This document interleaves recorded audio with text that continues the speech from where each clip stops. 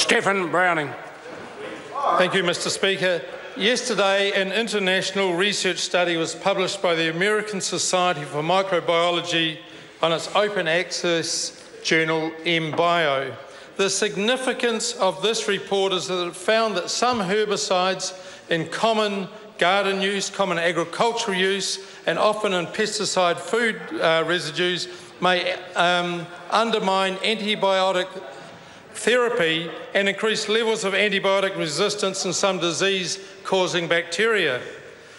One of the herbicides was Monsanto's glyphosate-based Roundup, and it's familiar to most New Zealanders, including those over here. That's right, the ubiquitous Roundup, the Roundup in many garden sheds and on most farms and many, many vineyards, has once again been seriously implicated with effects that could be seriously affecting our children's health, our health, and animals and even bees. But this study is not on its own, Mr. Speaker. Just 5 days ago, we heard that the UN's International Agency for the Research on Cancer has identified glyphosate, the principal ingredient in Roundup, as a probable carcinogen. We need to take this exceptionally seriously. There are numerous other reports that show evidence is mounting that there are health risks associated with Roundup, from babies to bees. Yet we are not seeing evidence that this government is taking these real risks seriously. There are residues, including Roundup, which break down chemicals in many of the foods we eat, and Roundup is widely used in people's backyards, driveways, footpaths, roads, and increasingly whole paddocks and hillsides. And we know that folklore about drinking Roundup is absolutely dangerous rubbish. Roundup is increasingly seen as dangerous right up to the United Nations.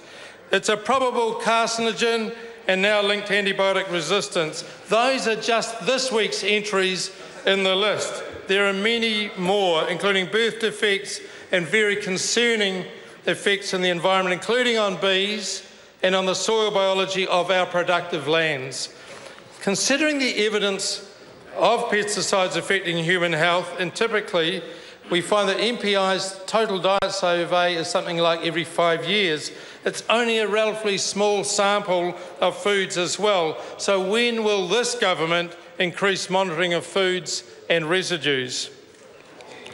Unfortunately, MPI spins the results of those residue tests, and they quote many, many compounds in multi-residue tests that are not even relevant, and they do that to statistically inflate their testing effort, but they play down the fact that most fruit and vegetables and imported corn and soy products will have some pesticide residues in them. That's right, most of the foods have some pesticide residues in them. So when will this government get stuck in and address the fact that consumers want no pesticides in their food, no carcinogenic ones, none that increase antibiotic resistance, none that are endocrine disruptors, no neurotoxins? They want none. When will this government get pesticides like Roundup out of New Zealanders' food?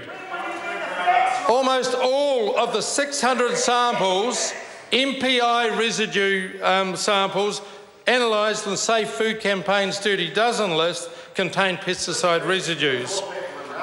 They are impacting human health, even at low residue levels, and the government needs to lift its game, get pesticides out of New Zealand's food.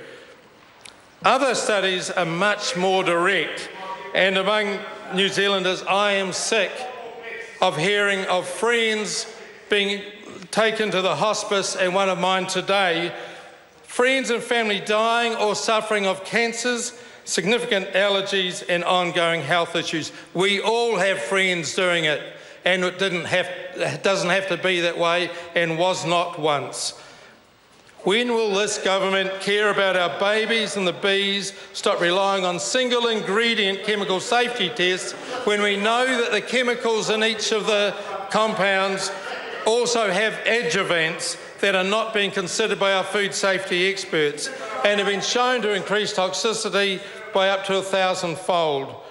Roundup is far more than its principal ingredient, glyphosate. Let's test food for the lot. The member's time has expired. The Honourable Craig Foss. Thank you, Mr. Speaker.